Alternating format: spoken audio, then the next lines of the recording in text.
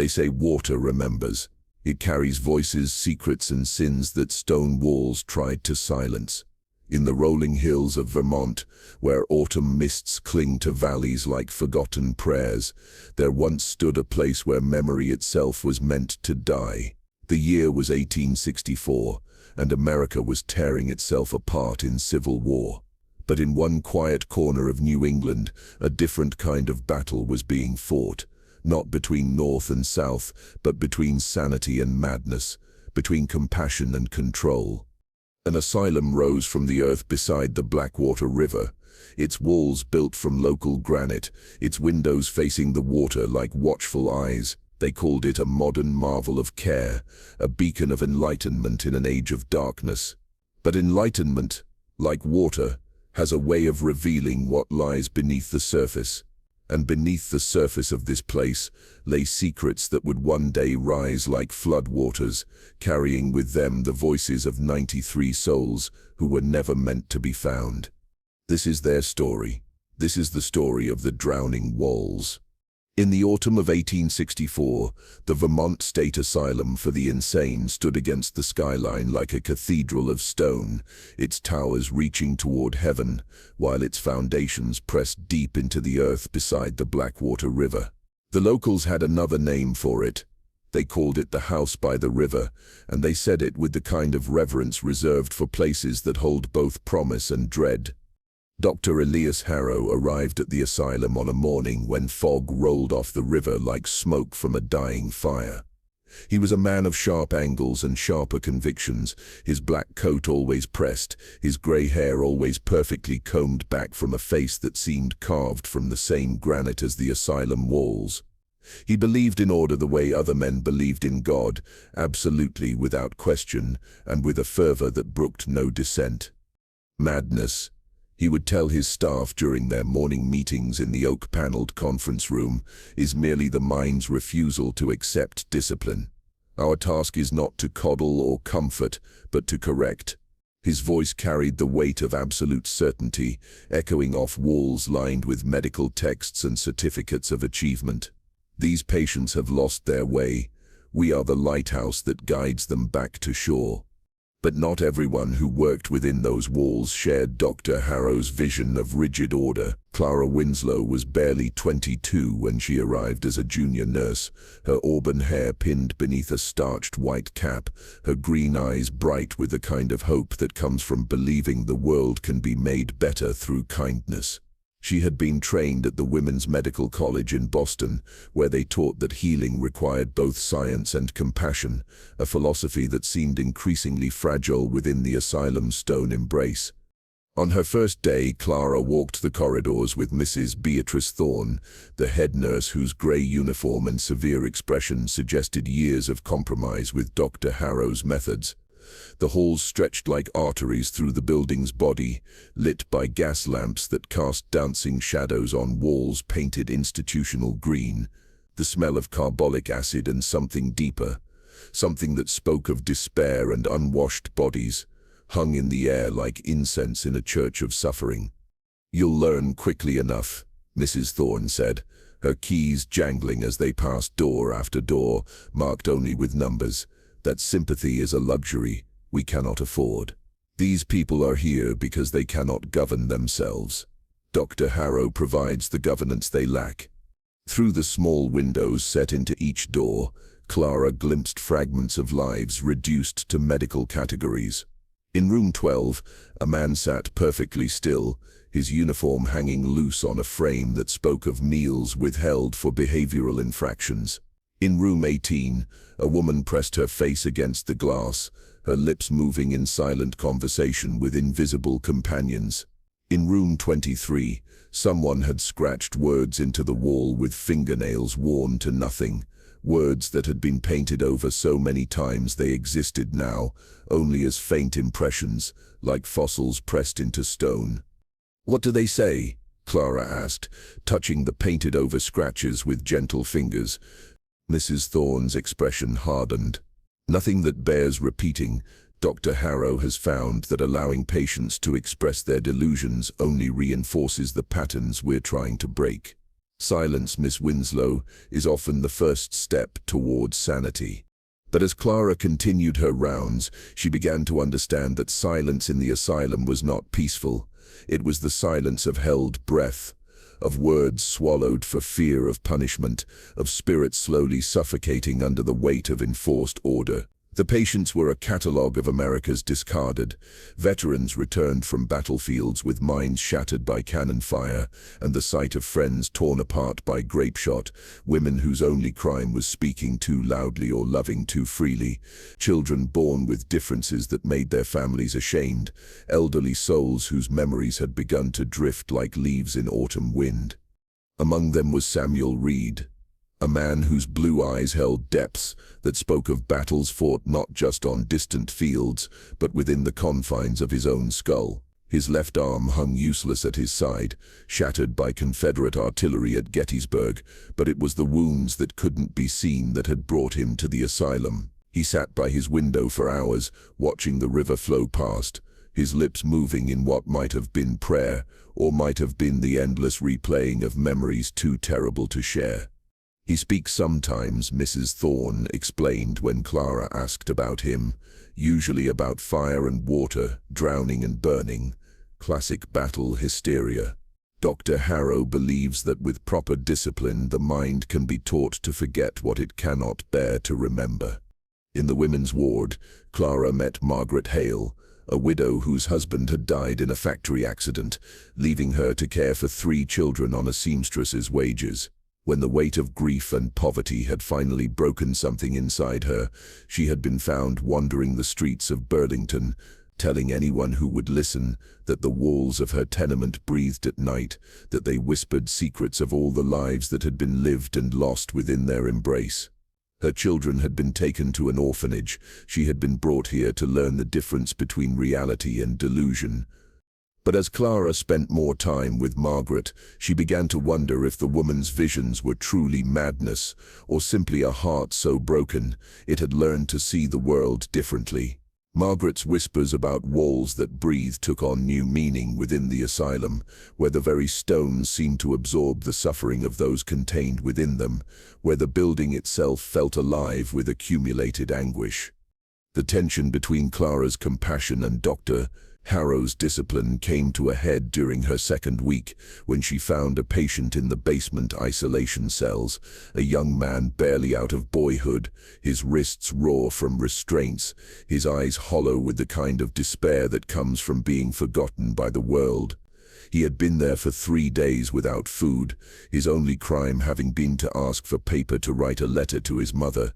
"You question my methods, Miss Winslow," Dr. Harrow said, when Clara brought her concerns to his office, a room dominated by medical texts and a portrait of himself receiving some long-forgotten award. "But tell me, would you rather we released him back into society unchanged? His mother brought him here because he was violent, unpredictable. Would you have me return him to her in the same condition?" "I would have us treat him with dignity due to any human being," Clara replied, her voice steady despite the trembling in her hands. "Kindness has healing power, Dr. Harrow. I've seen it work." Dr. Harrow's grey eyes studied her with the cold precision of a scientist examining a specimen. "Kindness, Miss Winslow, is what created the problem in the first place. These people were coddled, indulged, allowed to believe their delusions were acceptable. We are the correction to that kindness. We are what stands between civilization and chaos." Outside the office windows, the Blackwater River flowed past the asylum grounds, its waters dark with autumn runoff from the mountains. The locals had been talking about the weather, how the rains had been heavier than usual, how the river seemed higher than it had been in years. Some of the old-timers remembered the Great Flood of 1847, when the water had risen so fast it had swept away entire farms, leaving only their foundations visible like broken teeth in the mud. But Dr. Harrow paid no attention to such concerns. The asylum had been built on high ground, its foundations dug deep into bedrock. It was a fortress of order in a chaotic world, and like all fortresses, it was designed to keep things in as much as to keep things out. The heavy doors were locked each night with keys that only he and Mrs. Thorne carried. The windows were barred not just to prevent escape, but to create a sense of complete separation from the outside world. As Clara walked the corridors that evening, making her final rounds, she could hear the river through the walls, a constant whisper that seemed to grow louder in the darkness. Some of the patients had begun to notice it too. Samuel Reed pressed his ear against his window, listening to something only he could hear. Margaret Hale traced patterns on her wall that looked like flowing water, her fingers following currents only she could see. "The river is calling," Margaret whispered as Clara checked on her before lights out. "It knows we're here. It's been waiting." Clara wanted to dismiss such words as symptoms of illness, but something in the way the woman spoke with the certainty of prophecy, rather than the confusion of madness, sent a chill down her spine. As she extinguished the gas lamps and locked the ward doors behind her, she found herself listening to the sound of water against stone, wondering what the river might be saying to those who had learned to hear its voice. The asylum settled into its nighttime rhythm, a symphony of small sounds that spoke of lives lived in captivity. Somewhere in the darkness, someone was crying. Someone else was praying in a language Clara didn't recognize. And beneath it all, like a bass note that felt more than heard, was the endless whisper of water flowing past walls that had been built to last forever. But as Clara would learn, forever is a word that means different things to different people. For Dr. Harrow, it meant the eternal order he sought to impose on chaos. For the patients, it meant endless confinement in rooms that grew smaller with each passing day. And for the river, well, the river knew that forever is just another word for the time it takes for water to find its way through stone. How many walls do we build, thinking they'll keep the darkness out, never realizing they might be keeping the darkness in? If you're as disturbed by this question as I am, please subscribe to this channel and press the bell icon, because the story of the drowning walls is far from over, and the voices beneath the water have so much more to tell us. The daily routine at the Vermont State Asylum began before dawn, with the clanging of a bell that echoed through the corridors like a funeral knell. Clara had grown accustomed to waking in her small room on the third floor of the staff quarters, but she never grew comfortable with the sound. It seemed designed not just to wake, but to remind everyone within those walls that their lives were governed by forces beyond their control. By 6 in the morning, she would be in the women's ward, helping patients dress in their identical grey uniforms and prepare for the day's regimen of what Dr. Harrow called therapeutic activities. But as Clara moved through her duties, she began to see patterns that troubled her, patterns that spoke of a system designed more to control than to heal. The patients fell into distinct categories, each with its own unspoken rules and expectations. The war veterans, mostly men whose bodies bore the visible scars of battle and whose minds carried invisible wounds that seemed to deepen with each passing day, were housed in the East Wing. They moved like ghosts through their daily routines, their eyes focused on distances only they could see, their conversations filled with references to places like Antietam and Bull Run that had become synonymous with unimaginable horror. Samuel Reed remained one of the most enigmatic among them. His file, which Clara had glimpsed when Mrs. Thorne wasn't looking, spoke of acute melancholia following battlefield trauma and recurring episodes of violent agitation.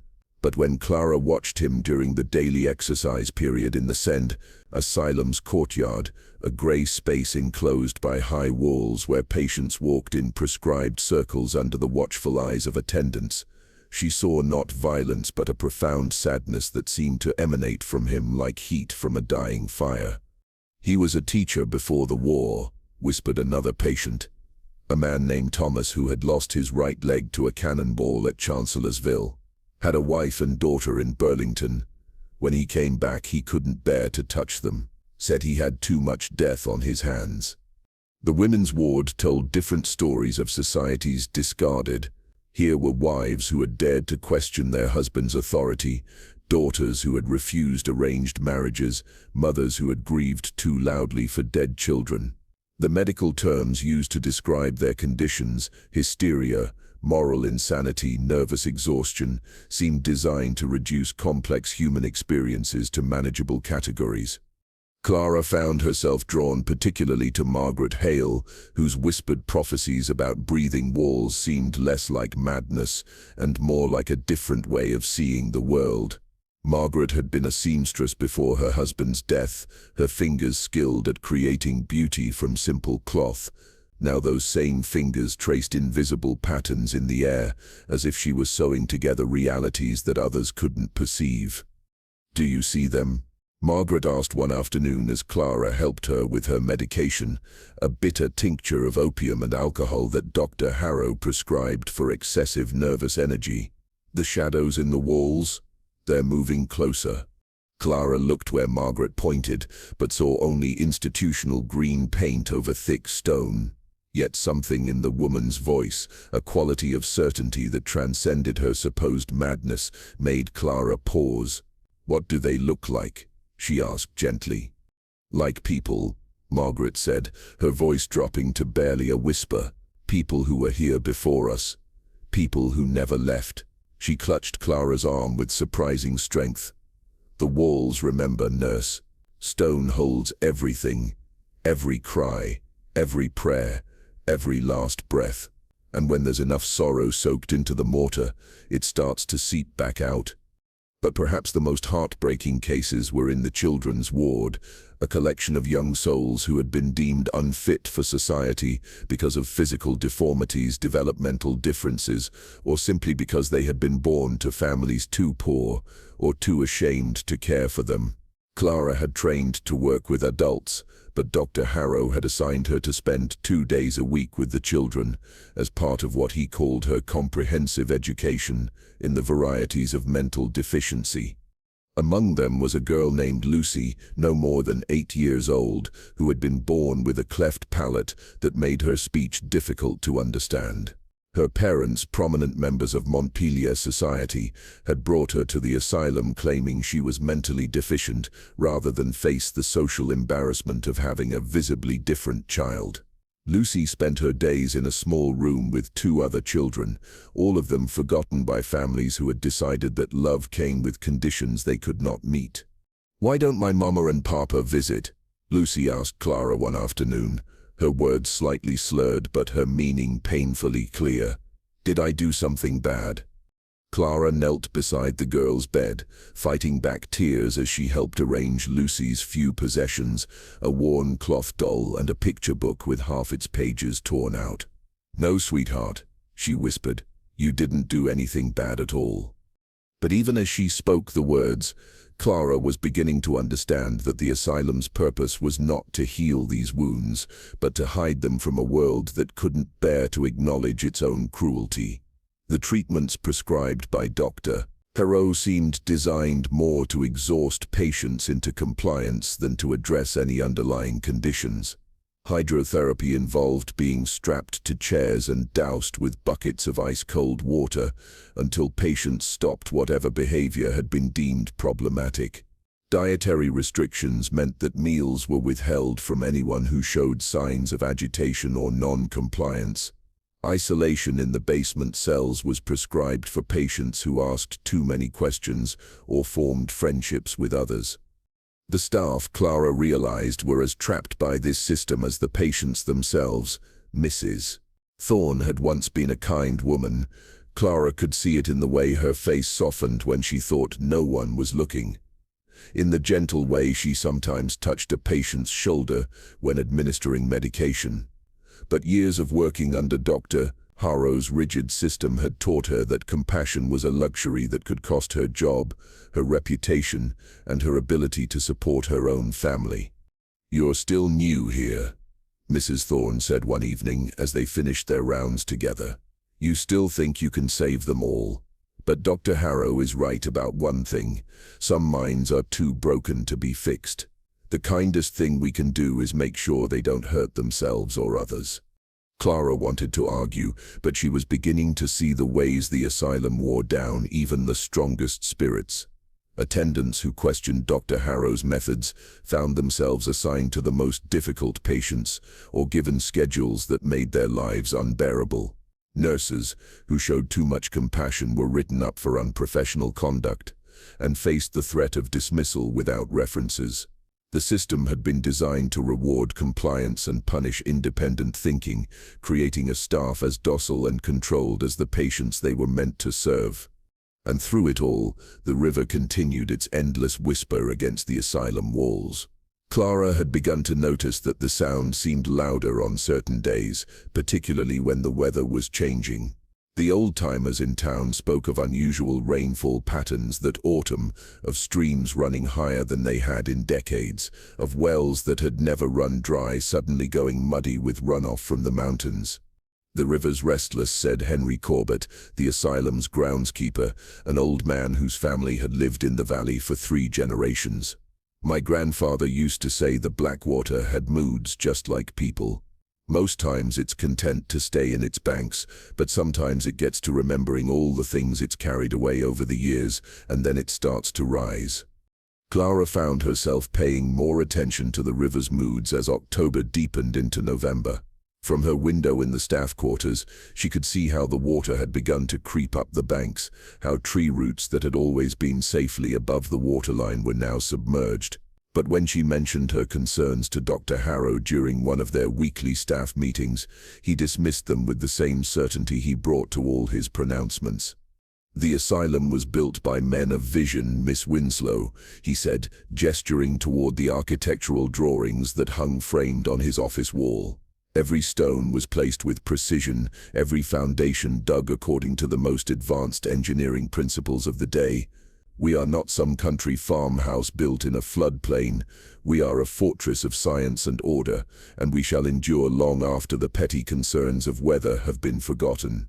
But the patient seemed to sense something that the staff either couldn't or wouldn't acknowledge. Samuel Reed spent increasing amounts of time pressed against his window, watching the river with an intensity that made the attendants nervous.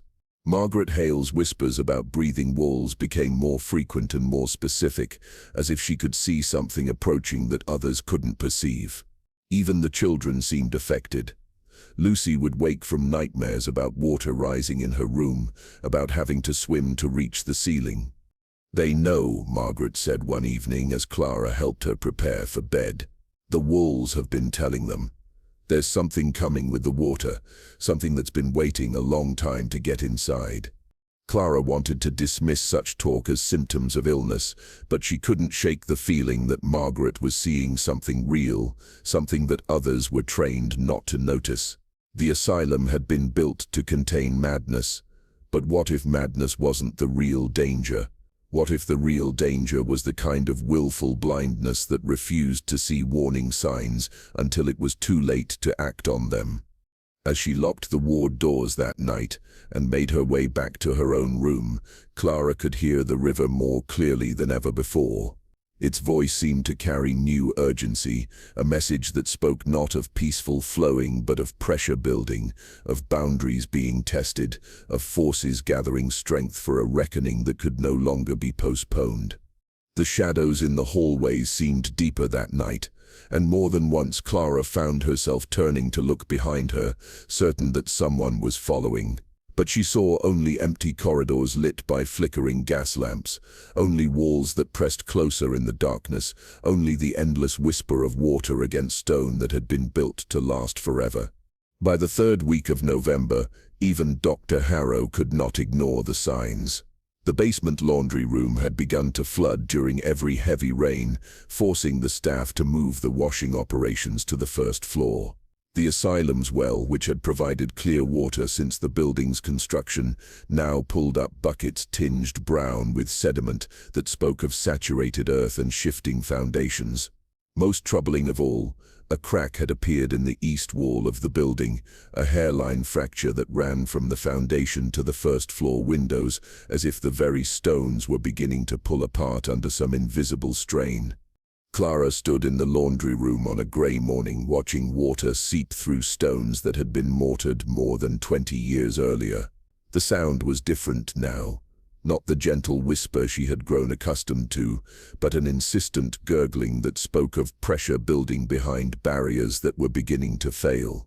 Mrs. Thorne stood beside her, her usual composure cracked like the asylum walls themselves. "Dr. Harrow says it's normal settling," Mrs. Thorne said, but her voice carried no conviction.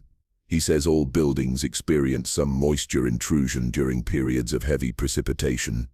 But Clara had been reading the local newspapers that Henry Corbett brought with him each morning, and she knew that what they were experiencing was far from normal.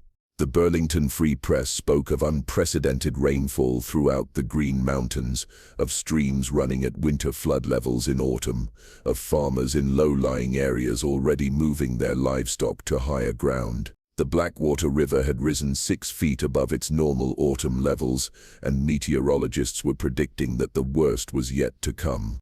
"My grandmother used to say the river spoke different languages depending on its mood," Henry had told Clara the previous evening as they watched water lap against fence posts that had never been touched by flood before.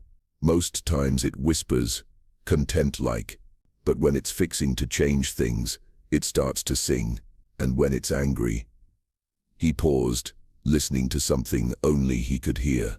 "When it's angry, it roars." The patients had begun to respond to the changing conditions in ways that unnerved even the most experienced staff. Samuel Reed no longer sat by his window during the day. Instead, he paced his cell with the restless energy of a caged animal, pausing only to press his ear against the walls as if listening for messages carried through stone and mortar. When attendants asked what he was hearing, he would only say, "The water knows where we are. It's been looking for us." In the women's ward, Margaret Hale had become almost prophetic in her pronouncements about the building's condition. She would point to sections of wall days before cracks appeared, predict which rooms would flood before the first drops of water seeped through their floors. When Dr. Harrow dismissed her warnings as hysterical rambling, she simply smiled with the sad patience of someone who has grown accustomed to not being believed. "The walls are breathing harder now," she told Clara one afternoon as they watched rain streak the windows of the common room. "They're getting ready to let go. They've been holding in all that sorrow for so long, but the water's going to wash it all away."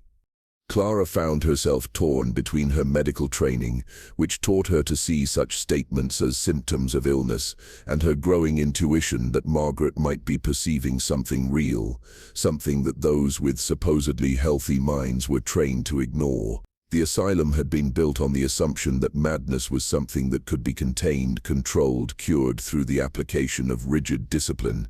But what if the building itself had absorbed so much suffering that it had become unstable in ways that had nothing to do with engineering, and everything to do with the weight of accumulated anguish? The children seemed particularly sensitive to the changing atmosphere. Lucy had begun having nightmares about drowning, waking the entire children's ward with screams about water in the walls and voices calling from under the floor. Other children reported seeing shadows moving through the corridors at night, shadows that looked like people but disappeared when attendants came to investigate. Even during the day, they seemed reluctant to play near certain walls, clustering instead in the center of rooms, as if afraid of getting too close to the boundaries that separated them from whatever was pressing in from outside. Dr. Harrow's response to these developments was to tighten discipline, rather than address the underlying concerns. Patients who spoke of water or flooding were given increased doses of sedatives. Those who claimed to hear voices in the walls were placed in isolation for encouraging mass hysteria. When Clara suggested that perhaps they should consider evacuating the lower floors as a precautionary measure, she was told that such action would validate the delusions of the mentally unstable and undermine the therapeutic environment he had worked so hard to create. "Order, Miss Winslow," he said, during a staff meeting held in his office, while rain drummed against windows that looked out over a courtyard now inches deep in standing water. "Order is the foundation of all treatment. The moment we allow our patients to believe that their fears have substance, we lose all authority to guide them back to sanity. This building has stood for over 20 years. It will stand for 20 more. But even as he spoke, Clara could see doubt creeping into the eyes of the other staff members. Mrs. Thorne had taken to carrying an extra set of keys, and Clara had noticed her checking the locks on the main doors multiple times each evening. The attendants whispered among themselves about the strange sounds that echoed through the building at night. Sounds like footsteps in flooded basements, like voices calling from rooms that had been empty for years. The crack in the east wall continued to widen, despite attempts to seal it with fresh mortar. Water stains appeared on walls that had never shown signs of moisture damage, spreading like bruises across painted surfaces. Most disturbing of all, the basement cells that were used for isolation had begun to flood regularly, forcing the staff to move disruptive patients to the upper floors, where they could be heard by others, their cries and pleas adding to an atmosphere of growing unrest. Clara began to spend her evenings walking the corridors, partly to check on patients who seemed increasingly agitated, but mostly because she found it impossible to sleep. The building felt different at night, more alive somehow, as if all the suffering it had contained was beginning to stir and shift, like sediment disturbed by moving water. She would find herself pausing outside doors, listening to conversations conducted in whispers too low to understand, but urgent enough to suggest that the patients were planning something.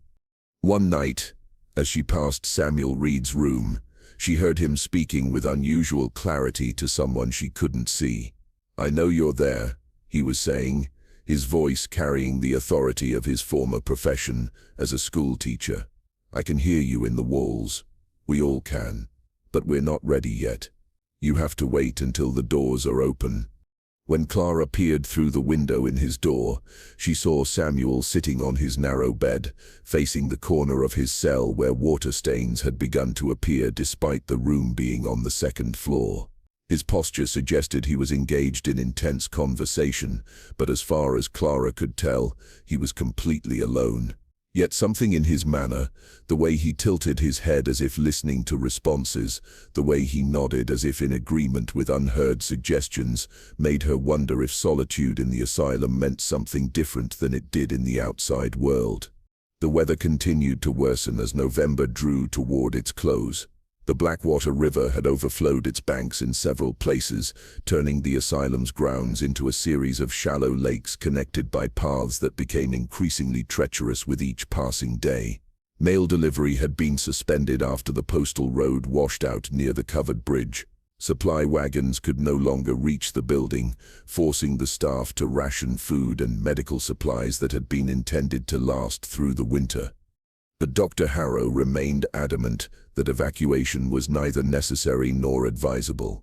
"These people have been entrusted to our care," he told the staff during what would prove to be their last formal meeting. "We cannot abandon that trust simply because of inclement weather.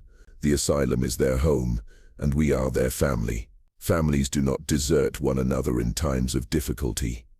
Clara found herself wondering if Dr. Harrow's refusal to acknowledge the danger was itself a form of madness, a delusion so complete that it made him incapable of seeing reality even when it was seeping through the walls around him. His devotion to order and control had become so absolute that he would rather risk catastrophe than admit that his carefully constructed system might be vulnerable to forces beyond his management. As she made her final rounds that night, checking locks and dispensing sleeping draughts to patients too agitated to rest, Clara could hear the river more clearly than ever before. It no longer whispered or even sang. Now it spoke with the full-throated roar of water that had found its voice and intended to be heard. Through the asylum windows she could see trees that had stood for decades now half submerged, their branches reaching above the flood like the arms of drowning giants. Margaret Hale was awake when Clara reached her room, sitting by her window and watching the water creep ever higher up the asylum walls. "It's almost time," she said without turning around. "The walls are ready to let go. They've been holding their breath for so long, but now they can finally exhale." Clara wanted to offer comfort, to provide the kind of rational reassurance that her medical training had taught her to give, but as she looked out the window at water that reflected the asylum's lights like a dark mirror, She found herself wondering if Margaret's visions of breathing walls and rising water were really delusions at all, or if they were simply another way of describing truths that sane people had trained themselves not to see. The river continued to rise, and somewhere in the depths of the building, stone began to shift and mortar began to crumble under pressure that had been building for longer than anyone could remember.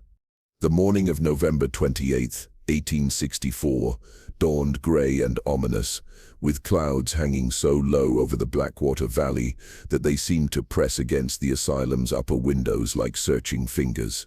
Clara woke to the sound of voices in the corridor outside her room, urgent, hushed conversations between staff members who had been summoned to an emergency meeting before the usual breakfast bell.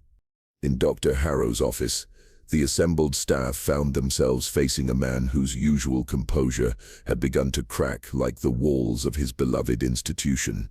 His grey hair was disheveled, his black coat wrinkled as if he had slept in it, and his eyes held the wild intensity of someone who had spent the night wrestling with decisions that no amount of medical training had prepared him to make. "The situation has become challenging," he began, his voice carrying none of its usual authority. Behind him, the windows looked out over grounds that were no longer grounds but shallow lakes, where fence posts and garden markers stood like islands in an inland sea. "The county sheriff has advised that we consider temporary relocation of our charges to higher ground until the flooding subsides."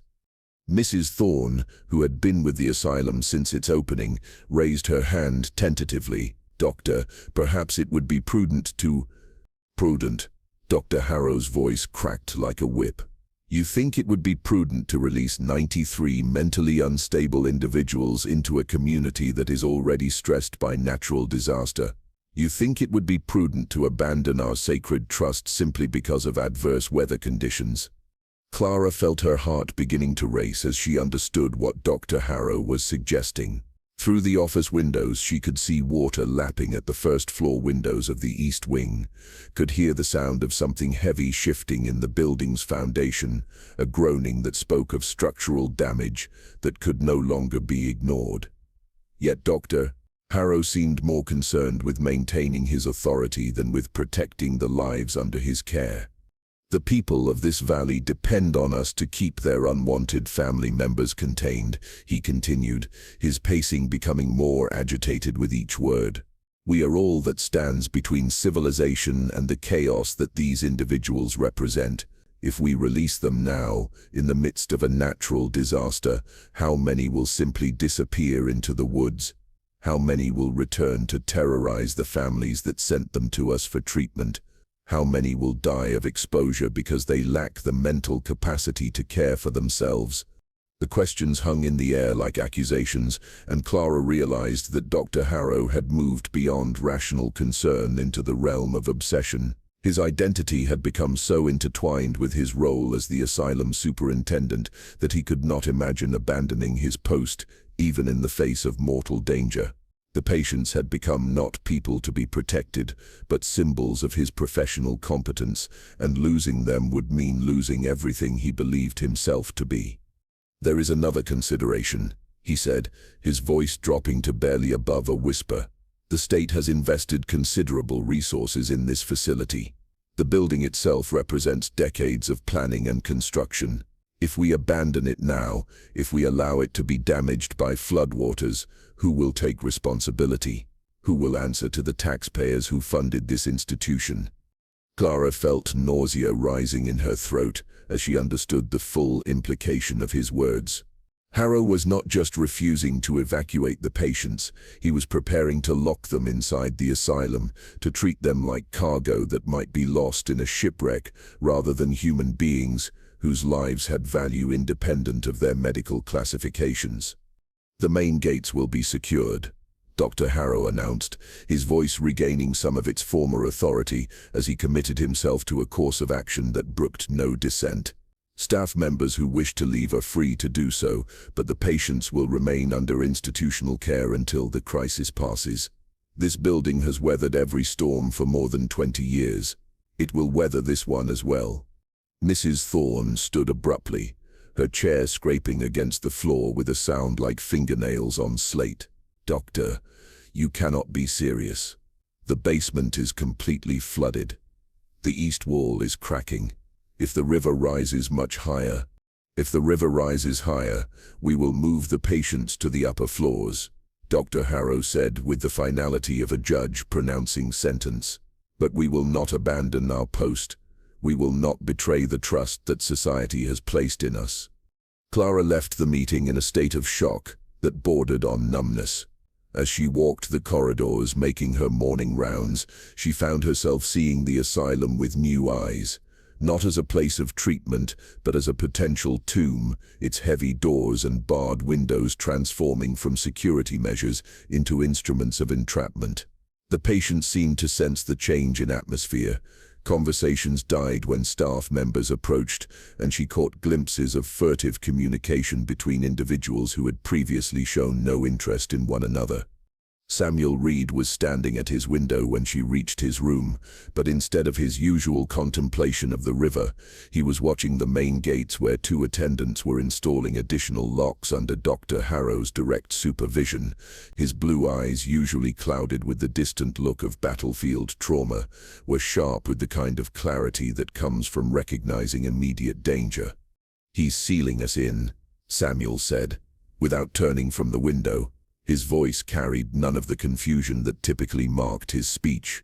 Instead, it held the steady certainty of a teacher explaining an obvious fact to slow students. "He thinks the building will protect us, but buildings don't care about the people inside them. Buildings just stand until they fall." In the women's ward, Clara found Margaret Hale sitting in the common room with several other patients, their heads bent together in conversation that ceased the moment she appeared. Margaret's eyes held a mixture of sadness and resignation that spoke of someone who had foreseen disaster but lacked the power to prevent it. "The walls have been trying to tell us," Margaret said, her voice carrying the weight of prophecy fulfilled too late. "They've been getting ready to let go for weeks now, but he won't listen, will he? He thinks stone is stronger than water, but stone is just earth that's forgotten how to flow." As the day progressed, Clara became increasingly aware of the building's distress. Water had begun seeping through first-floor walls that had never shown signs of moisture damage, leaving dark stains that spread like blood from wounds. The crack in the east wall had widened enough that daylight was visible through it, and she could hear water moving somewhere behind the walls. Not the gentle seepage they had grown accustomed to, but the urgent flow of water under pressure, seeking the path of least resistance.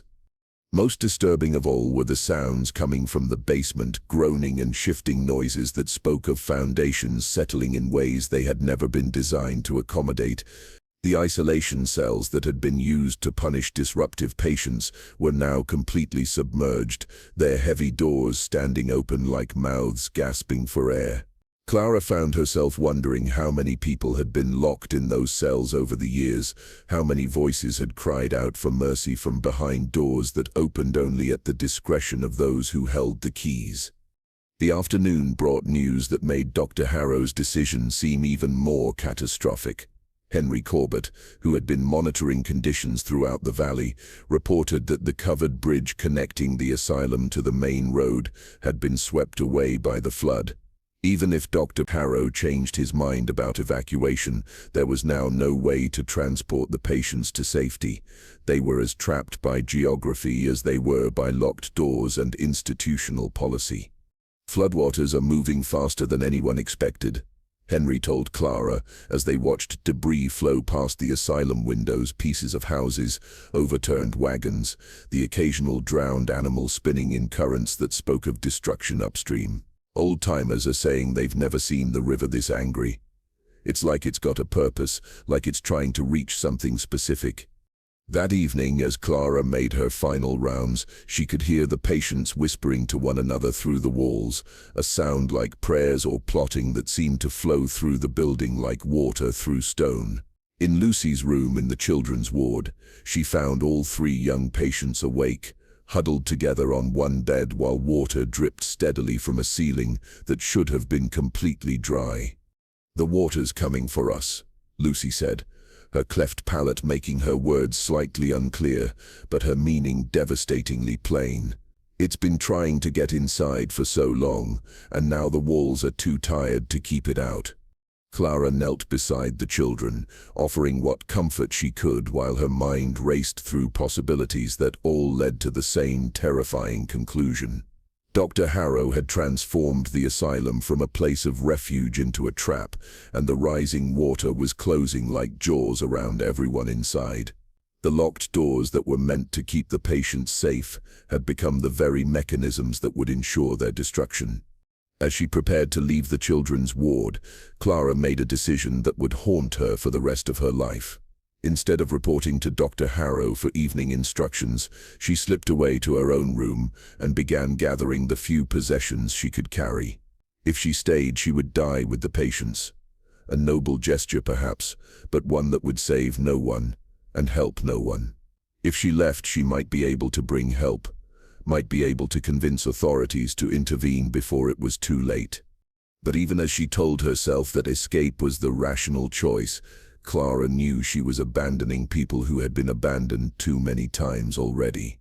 The children who asked why their parents never visited, the veterans whose minds had been broken by war and were now being broken again by institutional indifference, the women whose only crime had been to feel too deeply in a world that demanded emotional numbness, all of them would remain locked inside walls that were preparing to surrender to forces that had been gathering strength for longer than anyone could remember.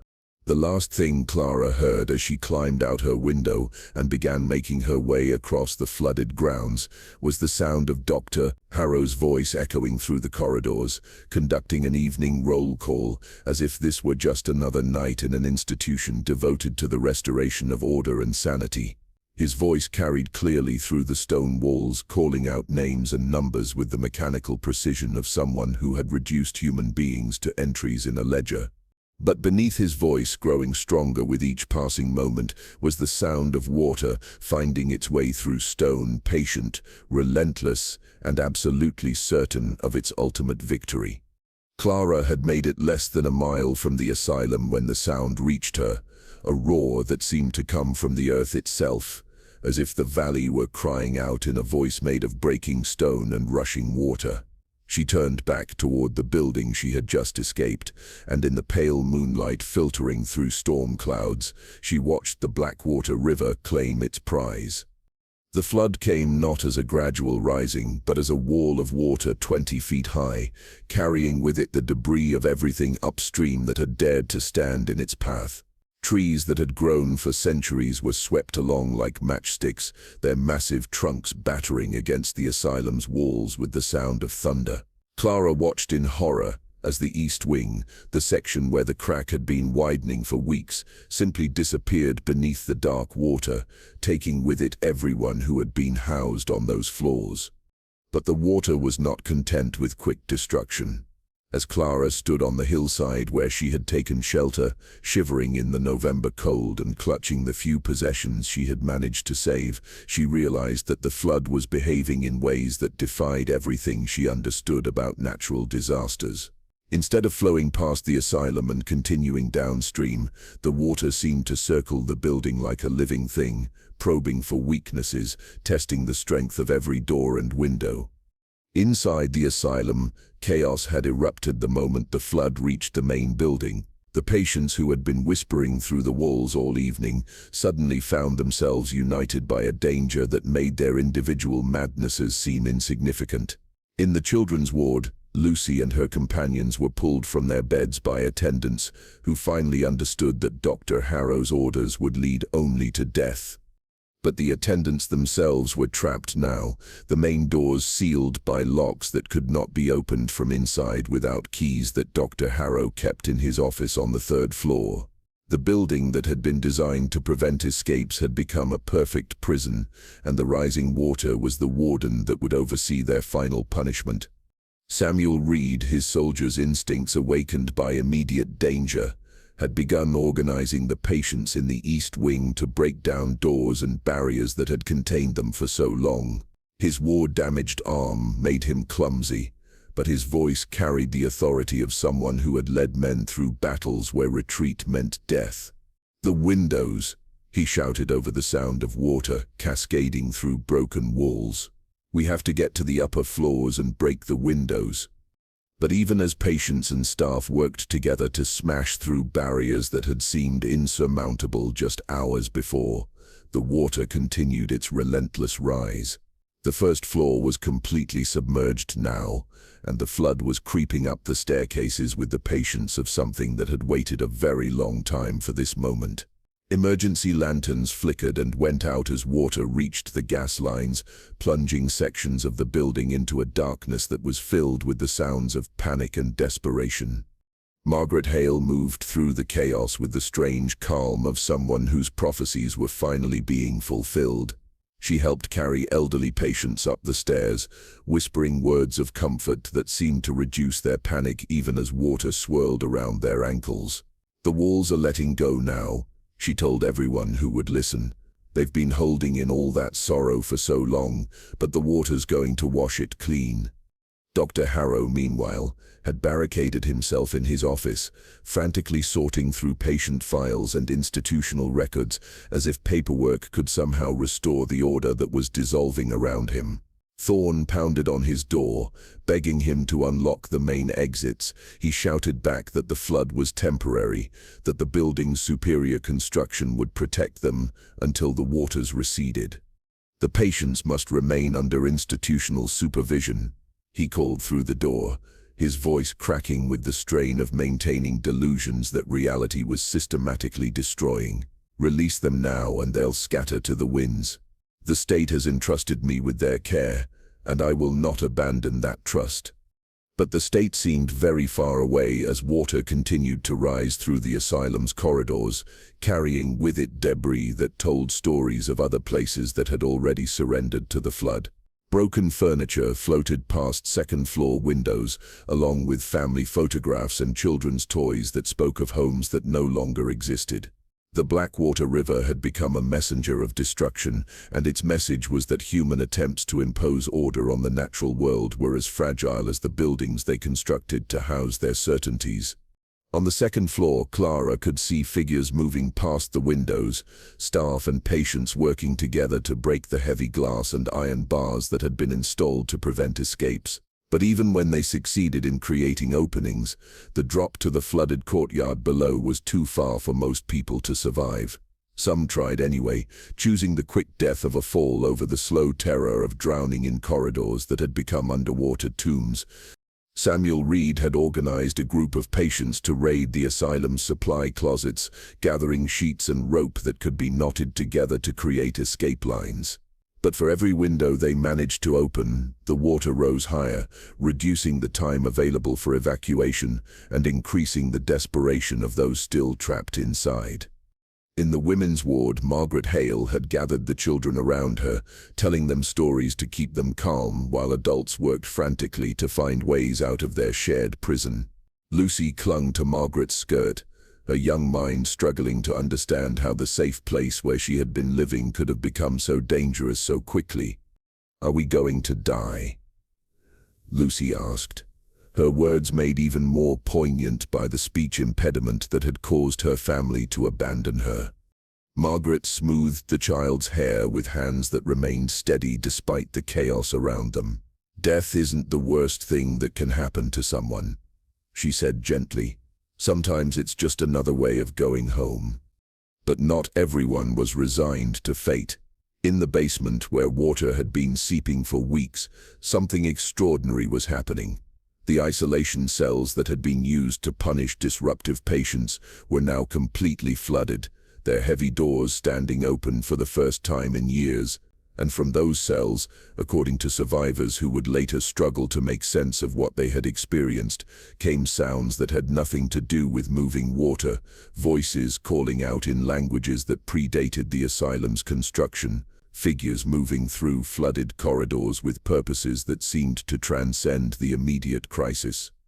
Mrs. Thorne, who had finally broken down Dr. Harrow's office door and retrieved the keys to the main exits, found herself face to face with phenomena that her decades of medical experience had not prepared her to understand.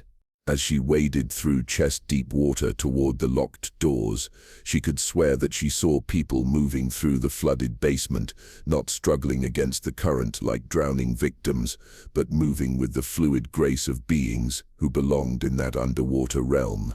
Margaret was right. She gasped to Samuel Reed as they worked together to unlock doors that might provide escape routes for those still able to reach them. The walls were holding something in, and now it's getting out. Samuel nodded grimly as he helped boost elderly patients toward windows that offered the only remaining hope of survival. Around them, the asylum was transforming from a building into something that resembled a sinking ship, its corridors becoming rivers and its rooms becoming chambers that would soon be filled with nothing but dark water and silence. Clara, watching from her hillside refuge, could see the tragedy unfolding window by window as the flood consumed the asylum floor by floor. She counted figures silhouetted against the remaining lights, trying to calculate how many people might still be alive inside the building, how many might have found ways to escape before the water claimed them completely.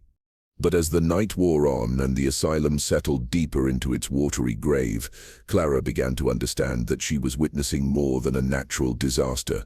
The flood was behaving too purposefully, too selectively, for it to be merely a product of heavy rainfall and geographical accident. It seemed to know exactly what it wanted, and what it wanted was the asylum itself, not just the building, but everything and everyone it contained. By dawn, the Vermont State Asylum for the Insane had become a partially submerged ruin, its upper floors rising from floodwater like the ribs of some enormous skeleton. The Blackwater River had returned to its banks, leaving behind a scene of devastation that would haunt the valley for generations. And somewhere beneath the dark water that still filled the asylum's lower floors, 93 patients remained unaccounted for, their voices silenced by stone walls that had finally learned to let go. The morning sun rose over a valley transformed beyond recognition. Where farms and homesteads had stood the day before, there was now only an expanse of muddy water dotted with debris that told stories of lives swept away in a single night. Trees that had provided landmarks for generations lay uprooted and scattered like broken bones, and the familiar contours of the landscape had been reshaped by forces that seemed to have rewritten the very geography of the region. But it was the asylum that commanded attention, a massive stone building now half submerged, its upper floors and towers rising from the floodwater like the ruins of some ancient civilization. Windows that had once looked out over manicured grounds now stared blindly at their own reflections, and the main entrance that had welcomed visitors and departing family members was completely underwater, sealed forever beneath the dark surface of what had become an inland lake. Clara made her way back toward the building, as soon as the immediate danger had passed, wading through knee-deep water that carried debris from upstream disasters, pieces of houses, broken furniture, personal belongings that had once meant everything to people who might no longer be alive to remember them. The silence was overwhelming after the chaos of the night before, broken only by the gentle lapping of water against stone and the occasional cry of waterfowl that had already begun to treat the flooded valley as their natural habitat. She was not the only survivor making the journey back. Henry Corbett had emerged from the hills where his knowledge of the valley's moods had saved his life, and Mrs. Thorne had somehow managed to escape the asylum during its final moments, though she would never speak coherently about what she had witnessed in those last hours, when water and madness had flowed together through corridors that had been designed to keep chaos contained. How many? Clara asked as they stood together at the edge of what had once been the asylum's front courtyard, now a lake that reflected the morning sky with deceptive beauty. Mrs. Thorne's face was gray with exhaustion, and something deeper, a kind of spiritual weariness that came from witnessing the complete collapse of everything she had believed about order and safety and the power of institutions to protect the vulnerable from forces beyond their understanding. "Dr. Harrow is gone," she said, her voice barely above a whisper. I saw him at his office window just before the third floor went under. He was still trying to file his papers, still trying to maintain his records. The building took him down with it. But it was the fate of the patients that haunted the survivors. In the chaos of the flood, it had been impossible to maintain any kind of accurate count of who had escaped and who had been claimed by the rising water. Some had definitely made it out. Clara had seen figures climbing from broken windows, had watched people swimming toward higher ground in the pale moonlight. But many more had simply disappeared into the dark water that had filled the asylum's lower floors, and their bodies had not surfaced with the dawn. 93 patients were registered as residents when the flood began. Mrs. Thorne continued, reading from a soggy ledger she had managed to salvage. But we can only account for 17 survivors. That means she stopped, unable to complete the mathematical equation that reduced human lives to missing numbers in an institutional record. Clara understood. 76 people were unaccounted for, trapped somewhere beneath the water that still filled the asylum's submerged floors, their bodies held within walls that had become their final prison. Samuel Reed was among the missing, along with Margaret Hale and little Lucy, whose only crime had been to be born different in a world that demanded conformity. They had been abandoned by families who found their existence inconvenient, locked away by a system that prioritized order over compassion, and finally claimed by water that had shown them a mercy their fellow human beings had been unwilling to provide. But as rescue workers began arriving from neighboring communities, bringing boats and diving equipment to search for survivors, they discovered something that defied explanation. The asylum's lower floors, which should have been accessible now that the immediate flood danger had passed, remained completely submerged despite the river's return to normal levels. It was as if the building had created its own lake, holding water in defiance of gravity and geography. "There should be drainage," said Captain Morrison, an engineer from the state capital who had been sent to assess the damage. "Buildings don't just hold water like this. It should be flowing out through basement windows, through cracks in the foundation, through any number of openings that the flood would have created." But diving attempts to reach the submerged floors met with inexplicable difficulties. Equipment malfunctioned without apparent cause, ropes became tangled in ways that suggested deliberate interference, and more than one diver surfaced early, claiming to have heard voices calling from deeper within the building, voices that seemed to be warning them away rather than calling for help. "It's like the building wants to keep them," Henry Corbett observed as they watched another failed rescue attempt, "like it's not ready to let go of what it's claimed." The state's response to the disaster was swift and decisive. Within a week, officials had declared the asylum a total loss and announced plans for its permanent closure. The surviving staff were reassigned to other institutions, the remaining patients were transferred to facilities that could accommodate them, and the submerged sections of the building were officially sealed, not with physical barriers but with legal ones that declared the site too dangerous for further exploration. Clara tried to speak out, to demand that proper efforts be made to recover the bodies of those who had died, to ensure that families received the closure that comes with burial and mourning. But her concerns were dismissed as the emotional overreaction of someone who had been traumatized by events beyond her control. The official report classified the deaths as accidental drowning during a natural disaster, and the case was closed with the kind of bureaucratic efficiency that prioritized neat paperwork over messy human realities. 76 people don't just disappear, Clara insisted during a meeting with state officials who had come to finalize the asylum's closure. Their families have a right to know what happened to them, to have their bodies properly buried. But the officials had already moved on to practical concerns: the cost of demolition, the liability issues associated with maintaining a flooded building, the public relations problems that would arise if word spread about the circumstances of the patients' deaths. Harrow's decision to lock the asylum during the flood was quietly classified as a tragic error in judgment, and responsibility for the disaster was shifted onto the natural forces that no one could have predicted or controlled. Within a month, construction crews had arrived to brick up the asylum's remaining entrances, sealing the building's upper floors and ensuring that no one could gain access to the water-filled lower levels. The official explanation was safety. The building's structural integrity had been compromised by the flood, and it posed a danger to anyone who might attempt to explore its ruins. But Clara, who watched the bricking process from a distance, understood that the real purpose was concealment. The state had allowed 76 vulnerable people to die through institutional negligence, and the easiest way to avoid accountability was to bury the evidence beneath tons of mortar and stone. The asylum's upper floors were sealed as thoroughly as any tomb, and the water-filled basement became a monument to bureaucratic indifference disguised as a natural disaster. As winter settled over the valley, Clara found herself drawn back to the ruins again and again, standing at the water's edge and listening to sounds that seemed to come from beneath the surface, sounds like voices calling from great depths, like footsteps echoing through flooded corridors, like doors opening and closing, in rooms that no longer existed above the waterline. The locals had begun to avoid the area, claiming that the asylum's ghost disturbed their sleep and frightened their livestock.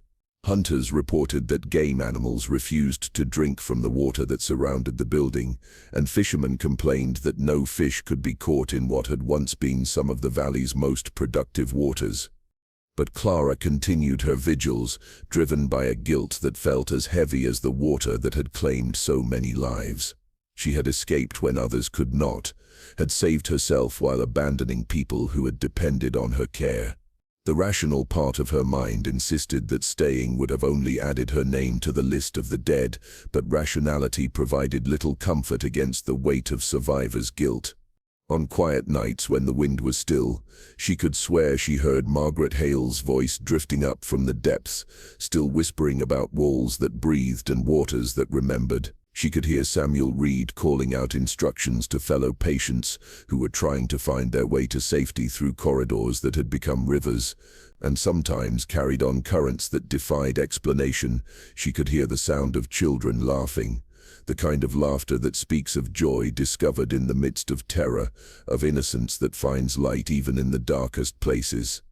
The asylum had become a repository of silence, its secrets sealed beneath water and stone where they could trouble no one's conscience and threaten no one's reputation. But silence, as Clara was learning, was just another word for pressure building, and pressure given enough time always finds a way to break free. 5 years passed before anyone dared to speak of reopening the asylum.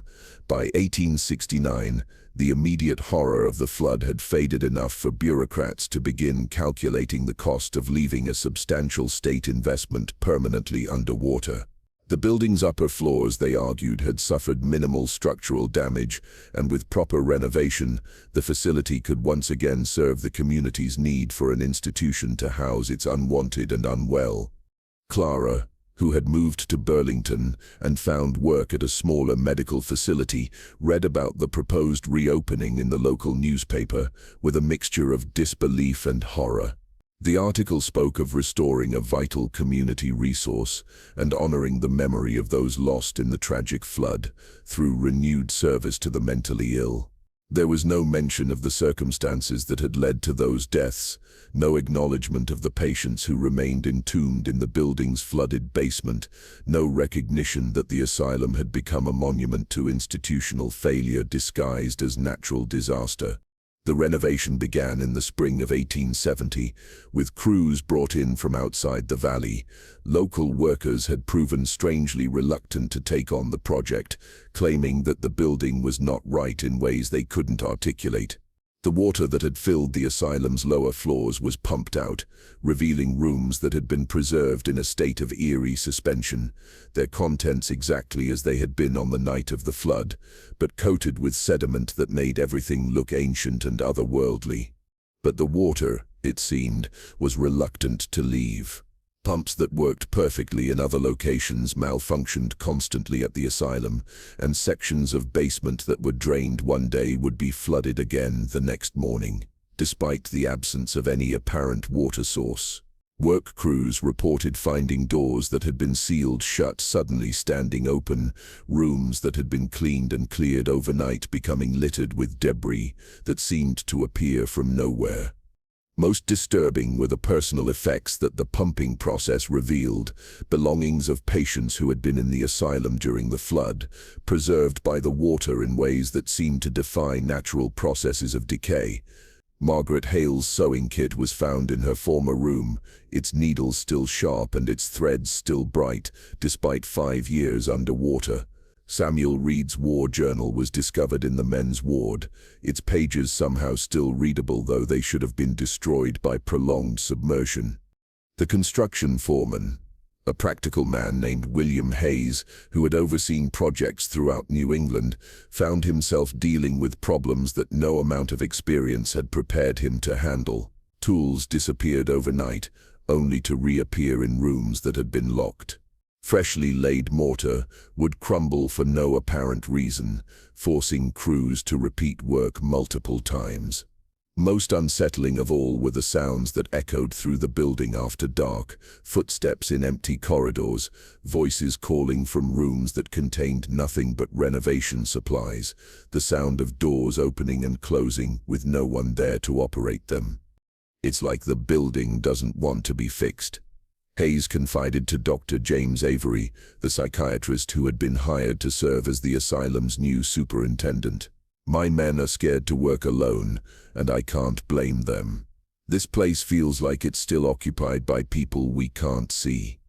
Dr. Avery was a younger man than his predecessor, educated in the latest theories of mental health treatment and committed to running a more humane institution than the one Dr. Harrow had administered. He dismissed the workers' concerns as superstition born of ignorance about the building's tragic history, insisting that once the facility was properly restored and filled with the purposeful activity of medical care, such fanciful notions would disappear. But even Dr. Avery could not ignore the evidence that began accumulating once the asylum reopened in the fall of 1871. Patients reported seeing figures in the corridors, translucent shapes that moved with the purposeful gait of people who belonged in the building, but who disappeared when approached directly. Staff members complained of cold spots that appeared and vanished without explanation, of rooms where the temperature would drop 20 degrees in a matter of moments before returning to normal. Most troubling were the incidents involving water. Despite extensive renovation of the plumbing and drainage systems, certain rooms would flood periodically with no apparent source for the moisture. Patients would be found in their cells with their lungs full of river water, despite being on the 3rd floor of a building that was now well above any possible flood level. The official cause of death was always listed as drowning, but no one could explain how someone could drown in a dry room with locked doors and barred windows. Clara learned of these developments through letters from Mrs. Thorne, who had reluctantly agreed to return to the asylum as head nurse despite her experiences during the flood. The older woman's correspondence revealed a facility in constant crisis, struggling to maintain even basic operations while dealing with phenomena that challenged every assumption about the nature of reality and the boundary between the living and the dead. "The patients know," Mrs. Thorne wrote in one letter that reached Clara in the winter of 1872. "They speak of the old patients, the ones who drowned during the flood, as if they were still here.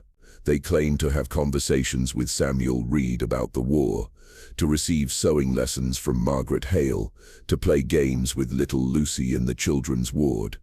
Dr. Avery says it's mass hysteria, but I've seen too much to dismiss it so easily." The asylum's reputation in the surrounding community had become increasingly dark. Families who had once been eager to commit troublesome relatives now sought placement elsewhere, unwilling to risk exposing their loved ones to whatever forces had claimed residence in the partially drowned building. Staff turnover reached crisis levels as nurses and attendants found employment elsewhere, rather than continue working in an environment that seemed actively hostile to the living. But it was Clara's return visit in the spring of 1873 that revealed the true extent of the asylum's transformation. She had come reluctantly, responding to Mrs. Thorne's plea for assistance during a particularly difficult period, when half the nursing staff had resigned in a single week. Walking through corridors she remembered from her earlier employment, Clara found herself in a building that was simultaneously familiar and utterly changed. The renovations had restored the asylum's physical structure, but they could not address the deeper damage that had been done to the building's spiritual integrity. Rooms felt smaller than they should have, as if the walls were pressing inward under some invisible pressure. Corridors seemed to stretch longer than memory suggested, creating a disorienting maze that made navigation difficult even for people who had worked there for years. Most disturbing were the water stains that appeared and disappeared with no apparent pattern or source. Clara would pass a wall that looked perfectly normal, only to find it marked with moisture damage when she returned minutes later. The stains seemed to move of their own accord, flowing across painted surfaces like slow rivers that carried messages written in a language of dampness and decay. It was in Margaret Hale's former room that Clara had her most profound encounter with the asylum's transformed nature. The space had been converted into a supply closet, its medical purpose erased as thoroughly as the woman who had once lived within its walls. But as Clara searched for bed linens, she became aware of a presence in the room with her, not threatening, but unmistakably there, watching her movements with the patient attention of someone who had been waiting a very long time for this meeting. "Margaret," Clara whispered, feeling foolish for speaking to empty air but unable to shake the conviction that she was not alone. The response came not as words but as understanding, a sudden knowledge that flooded Clara's mind like water breaking through a dam. She saw the asylum as Margaret had seen it during those final hours, felt the terror and resignation of people who understood they had been abandoned by those sworn to protect them. But she also felt something else, a kind of peace that came from finally being released from pain, a gratitude for small kindness that had been shown in a place where kindness was rare. The vision lasted only moments, but it left Clara with a certainty that would shape the rest of her life. The patients who had died in the flood had not simply perished. They had been transformed, their suffering converted into a different kind of existence that remained connected to the place where their lives had ended. They were not haunting the asylum so much as protecting it, ensuring that the building could never again be used to inflict the kind of institutional cruelty that had defined their mortal experience. Dr. Avery, when Clara attempted to share her insights, dismissed them as emotional projections born of trauma and guilt. "The dead do not return, Miss Winslow," he told her with the condescending certainty of someone who had never witnessed anything that challenged his materialist worldview. "What you experienced was a psychological phenomenon, not a spiritual one. The building may hold memories for those who worked here, but it does not hold souls." But even Dr. Avery's skepticism was being worn away by accumulated evidence that his rational explanations could not address. Patient deaths continued to occur under circumstances that defied medical explanation, and the staff lived in constant anxiety about phenomena that seemed designed to remind everyone that the asylum's dark history could not be painted over or renovated away. Clara left the asylum after her brief return visit with the understanding that some wounds are too deep to heal, some sins too great to be forgiven through simple institutional reform.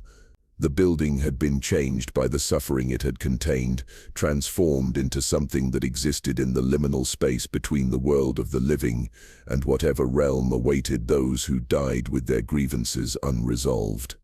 As she made her way back to Burlington, Clara could hear the sound of water lapping against stone despite the fact that the river was now flowing safely within its banks. The asylum had learned to hold its own flood, had created its own weather system of memory and regret that would ensure the dead were never again forgotten by the living who had failed them so completely. By the mid-1870s, the Vermont State Asylum had achieved a reputation that extended far beyond the Blackwater Valley. Medical journals published articles about the unusual mortality rates among patients, carefully avoiding any mention of supernatural causes, while documenting deaths that seemed to cluster around certain rooms and occur under circumstances that challenged conventional understanding of natural processes. Investigators came from Boston and New York, bringing scientific instruments and skeptical minds that they hoped would provide rational explanations for phenomena that local staff had begun to accept as simply part of the building's character. Clara had established herself in Burlington as a private nurse specializing in the care of former asylum patients, individuals who had survived their institutional experience, but bore psychological scars that conventional medicine seemed unable to address.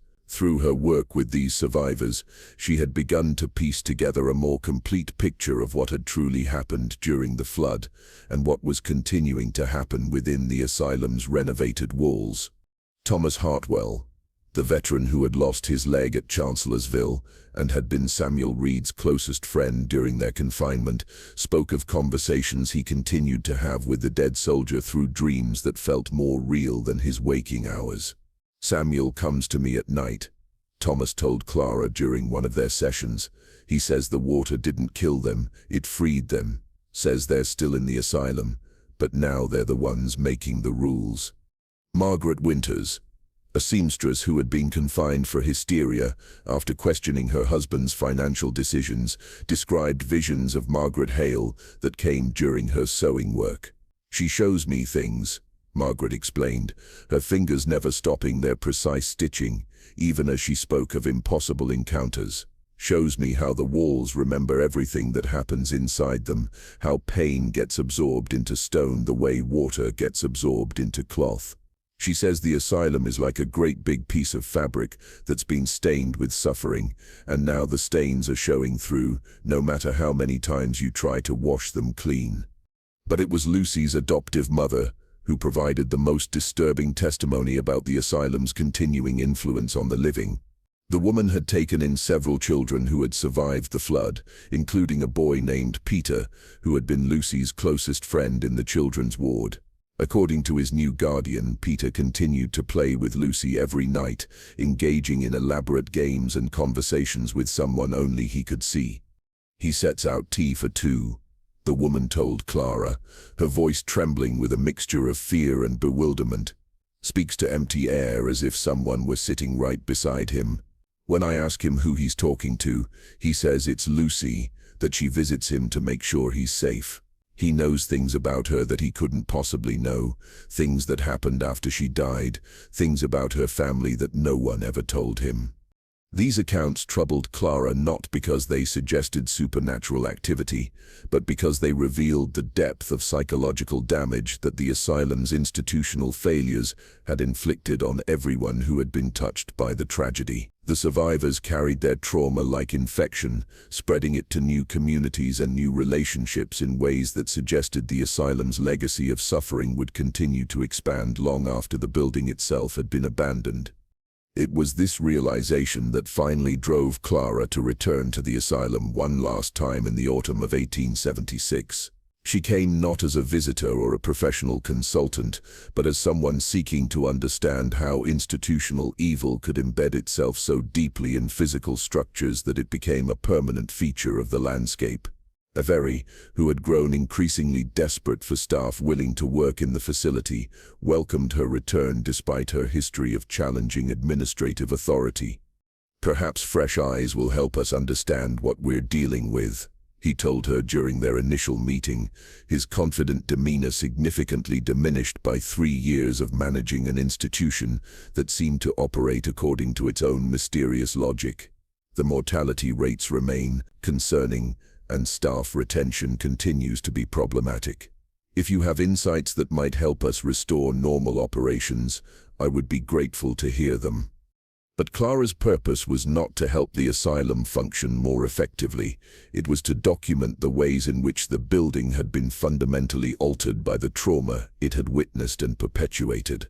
She spent her first week simply walking the corridors, noting changes that had occurred since her previous visit, and trying to understand the patterns that governed the facility's supernatural manifestations.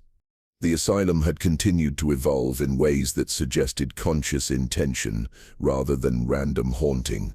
Certain rooms had become consistently colder than others, particularly those that had housed patients who died during the flood. Water stains appeared and disappeared according to schedules that seemed to correspond with the anniversary dates of significant traumatic events. Most intriguingly, new patients reported being welcomed by invisible residents who provided comfort and guidance in ways that the living staff seemed unable or unwilling to offer. "They're kinder than the people who work here," one patient told Clara during her evening rounds. "The lady with the sad eyes teaches me how to sew, and the man with the broken arm reads to me from books that aren't there. They understand what it's like to be locked up, to have people make decisions about your life without asking what you want." Clara recognized the descriptions: Margaret Hale with her seamstress skills and perpetual sorrow, Samuel Reed with his war-damaged arm and his background as a teacher. The dead patients had not simply remained in the asylum, they had transformed it into the kind of institution it should have been during their lifetimes, a place where the vulnerable were protected rather than exploited, where understanding replaced judgment, where care was offered without conditions or limitations. But this supernatural kindness came with a price. Living patients who formed relationships with the dead seemed to lose their desire to return to the outside world, speaking of the asylum as a sanctuary where they were finally understood and accepted.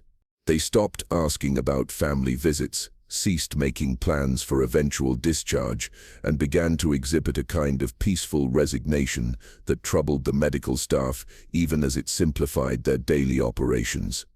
More alarming were the effects on staff members who spent too much time in the facility. Nurses reported dreams where dead patients provided detailed information about living patients' needs and medical histories. Attendants found themselves following instructions that came from empty rooms, yet these phantom directives invariably proved to be exactly what was needed to address emerging crises. Avery himself had begun to rely on what he euphemistically called institutional memory to guide his treatment decisions, though he refused to acknowledge that this memory seemed to come from sources that had no business possessing medical knowledge. It was during her second week that Clara made the discovery that would finally illuminate the true nature of the asylum's transformation.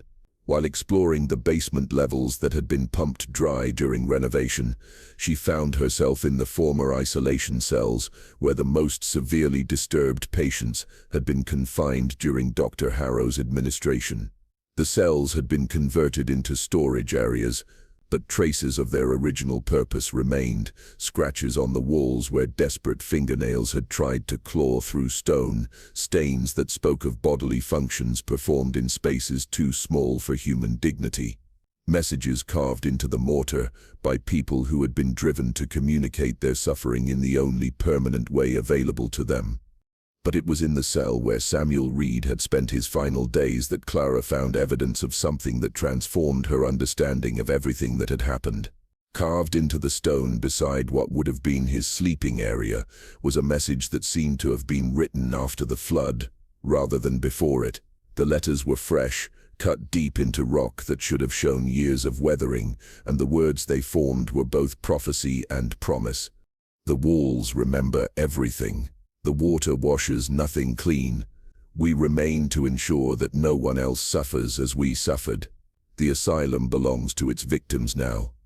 Clara traced the carved letters with trembling fingers, understanding that she was touching something that existed at the boundary between the possible and the impossible.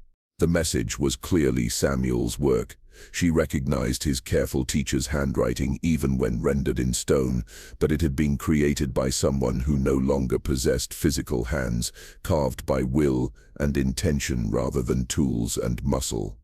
As she knelt in that narrow cell, surrounded by evidence of institutional cruelty that had been so complete it had transcended death itself, Clara finally understood what the asylum had become. It was not simply haunted. It had been colonized by the spirits of those who had died there, transformed into a different kind of institution altogether. The dead patients had not moved on to whatever afterlife awaited the departed. Instead, they had claimed the place of their suffering and converted it into their eternal domain. Dr. Avery found her there an hour later, still kneeling beside Samuel's message, still trying to process the implications of what she had discovered.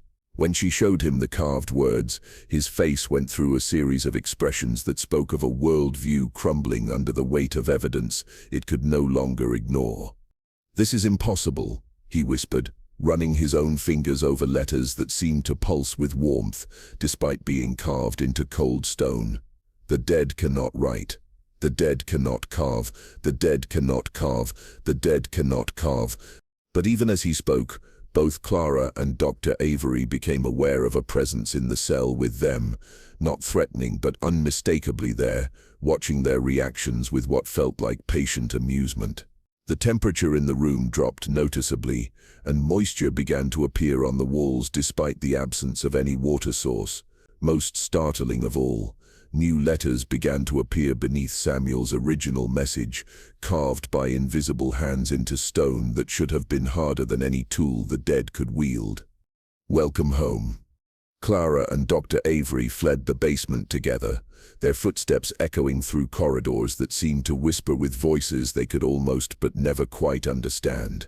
Behind them, the asylum settled into its evening rhythm, preparing for another night of caring for the living in ways that the living had never learned to care for themselves. The winter of 1878 brought changes to the Blackwater Valley that seemed to herald the approach of some long-awaited reckoning. The Blackwater River, which had flowed peacefully within its banks for nearly 15 years since the Great Flood, began to exhibit the same restless behavior that had preceded the asylum's original destruction. Water levels fluctuated without regard to rainfall or seasonal patterns, and the current carried debris that seemed to come from places that no longer existed, pieces of buildings that had been swept away decades earlier, personal belongings that should have long since rotted away, fragments of lives that the river had claimed and apparently preserved in some underwater museum of memory. Clara had returned to live in the valley, purchasing a small cottage within sight of the asylum where she could observe the continuing evolution of the institution that had claimed so many lives and continued to claim so many souls. Her reputation as someone who understood the supernatural aspects of mental illness had attracted patients from throughout New England, individuals who had experienced phenomena that conventional medicine dismissed as symptoms, but which Clara recognized as genuine encounters with forces that existed beyond the boundaries of ordinary reality. From her cottage windows, she could watch the asylum through all seasons and all weathers, noting patterns that revealed the building's increasing disconnect from the natural world around it. Lights appeared in windows that had no electrical connections, shadows moved through corridors that should have been empty, and figures could sometimes be seen walking the grounds during hours when the facility was officially closed to all visitors. But it was the physical changes to the building itself that provided the most disturbing evidence of whatever transformation was taking place within its walls. The same crack that had appeared in the east wall before the original flood had returned, widening with each passing month despite repeated attempts to repair it. More troubling, similar fissures had begun to appear throughout the structure, creating a web of fractures that seemed to follow no architectural logic, but instead traced patterns that resembled the flow of water through stone. Dr. Avery, whose hair had turned completely gray during his tenure as superintendent, had begun to speak openly about phenomena that he had once dismissed as superstition.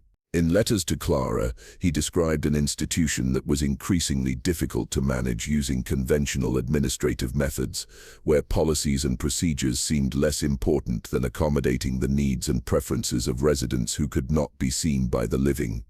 "The patients are healthier than they have ever been," he wrote in one particularly revealing correspondence. "Mortality rates have dropped to nearly zero, behavioral incidents have become rare, and therapeutic progress is remarkable. But I cannot claim credit for these improvements because they seem to result from interventions I do not authorize and treatments I do not prescribe. Our living staff has become subordinate to other influences that appear to have taken responsibility for patient care. These other influences had begun to manifest in ways that could no longer be ignored or rationalized away. Medical supplies appeared in storage rooms that had been empty the day before, always exactly the medications and equipment needed for patients whose conditions had not yet been diagnosed by the living staff. Treatment plans were found written in handwriting that belonged to doctors who had never worked at the facility, yet these phantom prescriptions invariably proved to be precisely what was needed to address emerging health issues. Most remarkably, patients who had been considered hopelessly insane began to show signs of recovery that seemed to accelerate whenever they spent time in certain areas of the building. The basement cells that had once been instruments of punishment had become spaces of healing, where violent patients would emerge calm and centered after sessions with therapists who could not be seen. The children's ward, which had been the site of such tragedy during the flood, now echoed with laughter as living children played games with companions who existed only in peripheral vision. But these improvements came with a cost that Dr. Avery was only beginning to understand. Patients who recovered under the asylum's supernatural care showed no desire to leave the facility, speaking of it as their permanent home rather than a temporary place of treatment. They formed communities with the invisible residents, participating in activities and conversations that excluded the living staff completely. Most disturbing of all, they began to age more slowly than natural processes should have allowed, as if proximity to the dead was somehow preserving them in states that belonged neither to full life nor complete death. "I fear we are losing them," Dr. Avery confessed in another letter. "Not to madness or death, but to something else entirely. They are becoming part of whatever the asylum has transformed into, and I am not certain that transformation is entirely benevolent." Clara's observations from outside the facility confirmed Dr. Avery's concerns. Through her cottage windows, she could see patients moving through the asylum grounds at all hours, but their movements had taken on a dreamlike quality that suggested they were responding to rhythms and purposes that had nothing to do with earthly time. They gathered in groups around areas where tragic events had occurred, standing in silent vigils that sometimes lasted for hours. They tended gardens that had no visible plants but seemed to flourish under their care, producing flowers and vegetables that could be seen only from certain angles and under specific lighting conditions. The surrounding community had begun to react to these changes with a mixture of fear and fascination. Families who had once shunned the asylum now made pilgrimages to its grounds, hoping to glimpse deceased relatives who were rumored to appear among the facility's supernatural residents. Some claimed to have received messages from the dead, warnings about future disasters or guidance about personal problems that proved remarkably accurate. Others reported healing experiences that occurred simply from spending time near the asylum's walls, as if the building itself had become a source of therapeutic power. But Clara recognized that these apparent miracles came with dangers that most visitors failed to understand. The asylum was not simply helping people, it was recruiting them, drawing the living into its expanding community of souls who existed in the liminal space between mortality and whatever came after death. Each person who was healed by the facility's supernatural residents became a little less connected to the ordinary world and a little more bound to the asylum's eternal purpose. It was during the spring of 1879 that Clara made the decision to enter the asylum one final time, driven by a growing conviction that the building's transformation was approaching some kind of climax that would affect not just the facility itself, but the entire valley. The cracks in the walls had widened to the point where daylight was visible through them, yet no structural collapse had occurred.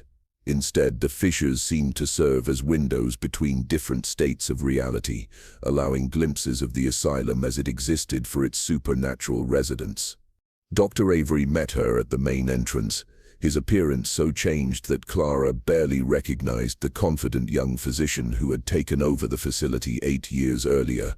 His face had taken on the translucent quality that Clara had observed in long-term patients, and his eyes held depth that spoke of someone who had seen far more than any living person should be asked to witness.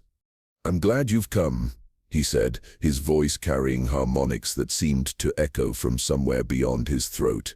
"I think it's time for you to see what we've built here, what they've built here. You're the only one who might understand what this place has become and what it means for everyone involved." As they walked through corridors that Clara had known for nearly 20 years, she could see that the asylum had evolved into something that existed simultaneously in multiple states of reality.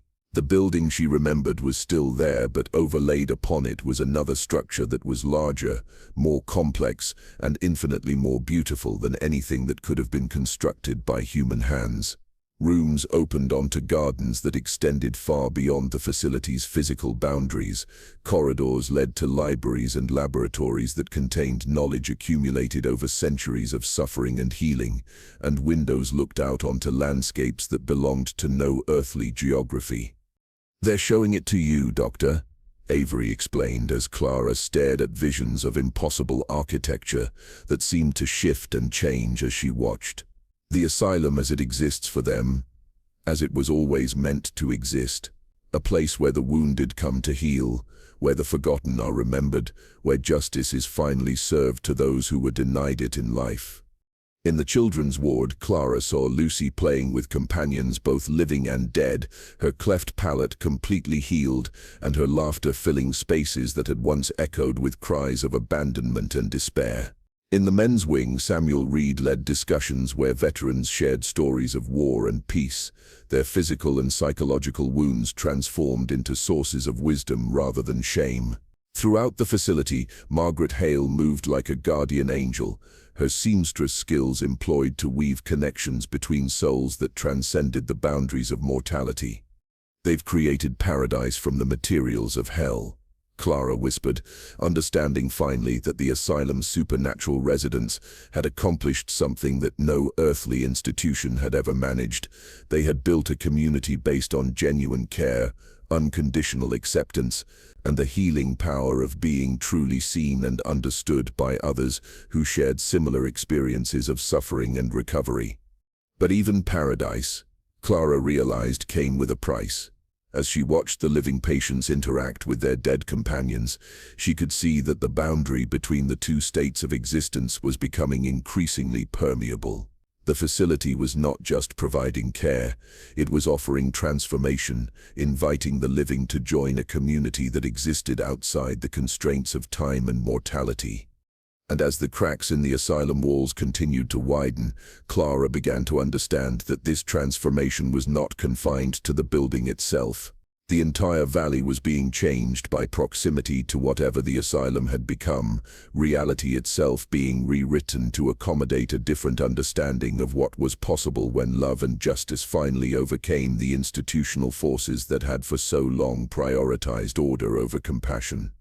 The reckoning was coming, and it would transform not just the asylum, but everything and everyone it touched. The spring storms of 1880 began earlier, and fell harder than anyone in the Blackwater Valley could remember.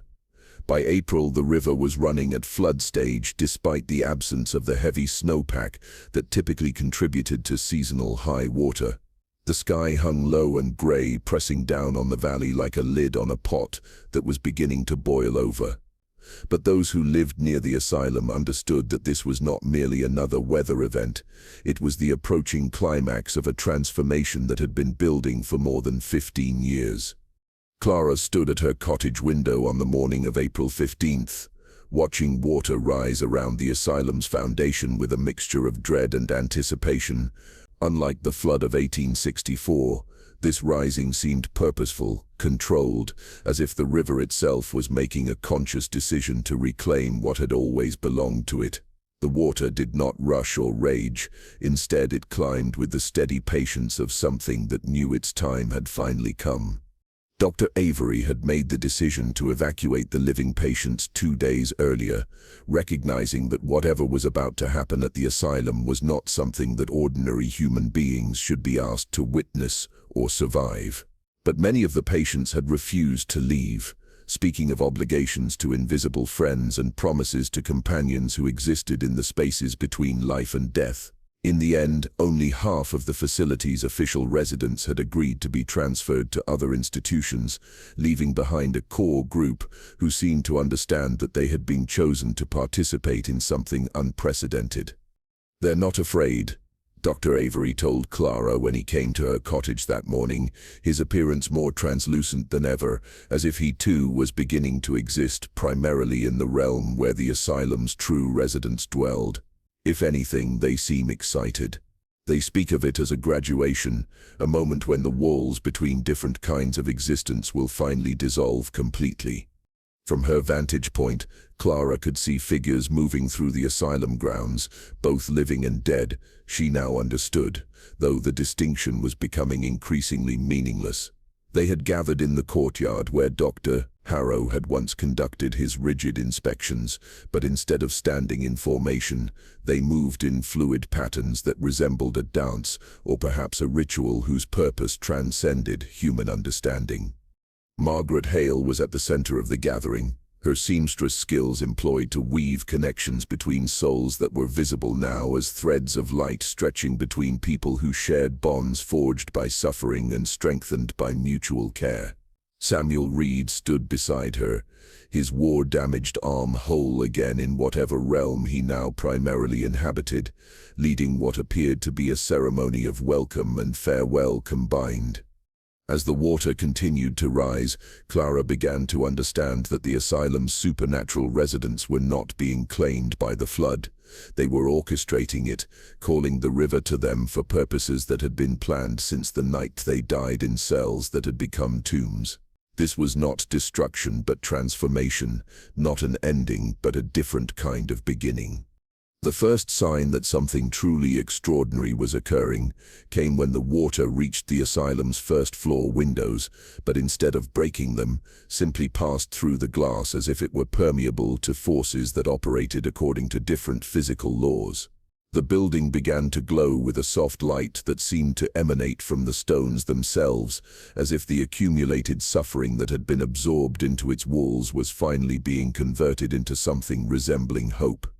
"Look at the walls," Dr. Avery whispered, pointing toward the facility where the cracks that had been widening for months were now spreading rapidly across the entire structure. But instead of weakening the building, the fissures were allowing it to breathe, to expand beyond its physical limitations, and accommodate residents who required space that existed in dimensions beyond the merely spatial. Through the widening cracks, Clara could see the asylum as it truly existed for its supernatural community, a vast complex of healing spaces that extended far beyond the boundaries of what human architecture could contain. Gardens bloomed in rooms that had once been cells, libraries stretched through corridors that had once echoed with screams, and therapeutic spaces opened up where understanding and acceptance had finally replaced the rigid discipline that had once defined institutional care.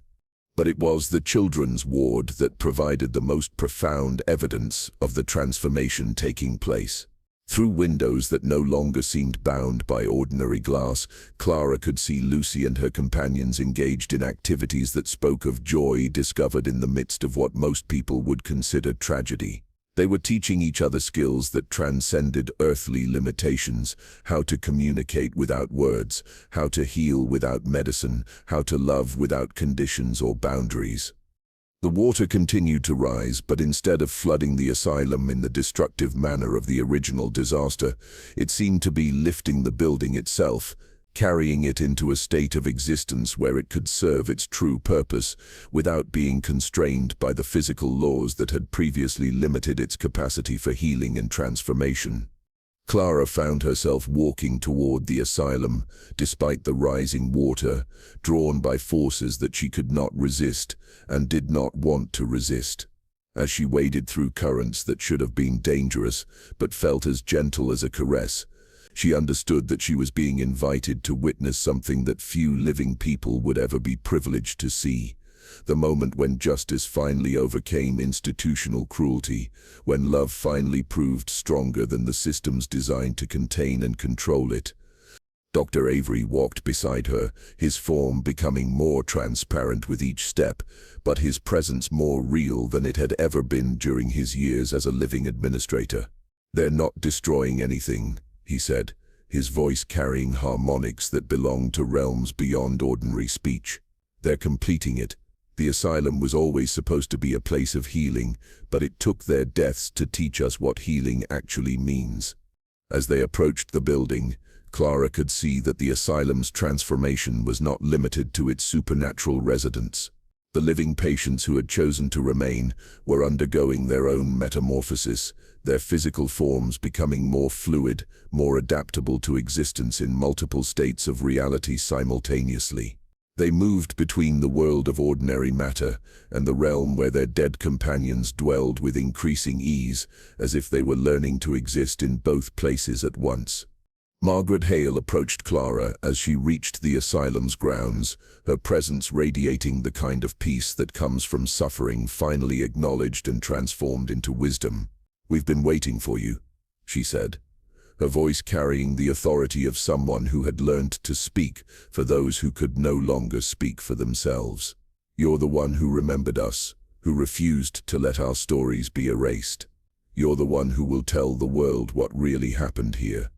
Samuel Reed joined them, his teacher's instincts evident even in whatever state of existence he now inhabited. "The asylum belongs to its victims now," he said, echoing the words he had somehow carved into stone 15 years earlier. "But it's not about revenge, it's about showing what institutions could be if they were truly dedicated to healing rather than control." As the water reached the asylum's upper floors, the building began to rise, not physically, Clara understood, but spiritually, ascending to a plane of existence where it could serve as a model for what compassionate care actually looked like. The cracks in its walls had become windows between worlds, allowing those who were ready to see beyond the limitations of ordinary reality to witness what was possible when love and justice finally overcame the forces that had for so long prioritized efficiency over empathy. "Will you remember?" Margaret asked as the asylum completed its transformation, becoming something that existed simultaneously in the physical world and in realms that transcended material limitations. "Will you tell them that death is not always the end, that sometimes it's the beginning of the work that should have been done while we were still alive?" Clara nodded, understanding that she had been chosen as witness and chronicler of events that would challenge everything people believed about the nature of reality, death, and the possibility of justice for those who had been failed by the institutions that were supposed to protect them. As the sun set over the Blackwater Valley on that extraordinary day, the asylum settled into its new state of existence, visible to those who knew how to look, accessible to those who needed its particular form of healing, but invisible to those whose hearts remained closed to possibilities that transcended their understanding of what was rational or acceptable. The river returned to its banks, carrying with it no debris or destruction, but instead a sense of completion that seemed to flow downstream toward communities that would never fully understand why their own institutions began to operate with more compassion and less cruelty in the years that followed. Clara returned to her cottage as the last light faded, carrying with her the responsibility of bearing witness to transformation that had taken decades to accomplish, but which would influence healing and justice for generations to come. The asylum stood in the gathering darkness, its windows glowing with warm light that spoke of community and care and the power of love to overcome even the most entrenched systems of institutional oppression. And sometimes when the wind was right and the moon was full, people passing through the Blackwater Valley reported hearing sounds that seemed to come from the water itself, voices singing in harmony, laughter echoing from depths that held not sorrow but joy, the whispered conversations of souls who had finally found the community they had been seeking during their brief and troubled lives. The asylum had become what it had always been meant to be, a place where the wounded came to heal, where the forgotten were remembered, and where love finally proved stronger than the walls that had been built to contain it. Soft, contemplative music fades in. They say water remembers everything. Every voice it carries, every secret it holds, every soul it touches in its eternal journey from mountain to sea. In the Blackwater Valley, the river still flows past the place where the asylum once stood, its current carrying stories that most people have chosen to forget, but which the water itself will never release. Clara lived to be 93, spending her final decades writing detailed accounts of what she had witnessed, creating a record that most dismissed as the fantasies of someone whose mind had been damaged by proximity to too much institutional suffering. Her journals were archived by the State Historical Society, filed away with other documents deemed interesting but unreliable, evidence of trauma rather than testimony of transformation. But in the years following the asylum's final transformation, something had changed in the valley. Mental health facilities throughout Vermont began reporting unprecedented success rates, as if their staff had suddenly discovered methods of treatment that had been previously unknown to medical science. Patients who had been considered hopeless began to recover, families that had been torn apart by mental illness found ways to heal together, and communities that had once hidden their troubled members began to embrace them with compassion instead of fear. The old asylum grounds became a place of pilgrimage for those who sought healing for wounds that conventional medicine could not touch. People came from across New England to walk the paths where the building had once stood, to sit by the river and listen to voices that seemed to rise from waters that held memory like sediment. Some reported miraculous recoveries from conditions that had tormented them for years. Others simply found the peace that comes from being understood by those who had suffered similar pain and emerged transformed rather than broken. The state eventually sold the land to a conservation trust, ensuring that it would remain undeveloped and open to those who needed its particular form of sanctuary. A small memorial was erected near the riverbank, bearing the names of the 93 patients who had died in the flood of 1864, along with an inscription that read simply, "They were not forgotten. They are not gone." On certain nights when the moon is full and the water runs high, visitors to the memorial report seeing lights moving through the trees where the asylum once stood, not ghostly or frightening, but warm and welcoming, like candles in windows of a home where everyone is invited and no one is ever turned away. Some hear music drifting from the darkness, melodies that speak of sorrow transformed into beauty, of isolation overcome by community, of love that proves stronger than the systems designed to contain it. The Blackwater River continues its ancient course, carrying with it the voices of those who found in death the justice they were denied in life. Water remembers, they say, and in remembering, it teaches us that some stories are too important to be buried beneath official silence, too powerful to be contained by institutional walls, and too true to be dismissed as madness by those who lack the courage to confront the weight of their own complicity in systems that prioritize order over compassion. The asylum's victims had their victory in the end, not through revenge, but through transformation, not by destroying their oppressors, but by showing them what healing could look like when it was guided by love rather than control. They created from the materials of their suffering a model for what institutions could become if they truly served those they claimed to help rather than those they were designed to contain. And somewhere in the space between memory and possibility, between what was and what could be, the Vermont State Asylum continues to exist, not as a monument to institutional failure, but as a testament to the power of the human spirit to transform even the most profound suffering into sources of healing and hope for generations yet to come. Water remembers. Stone holds everything, and love in the end proves stronger than the walls that try to contain it.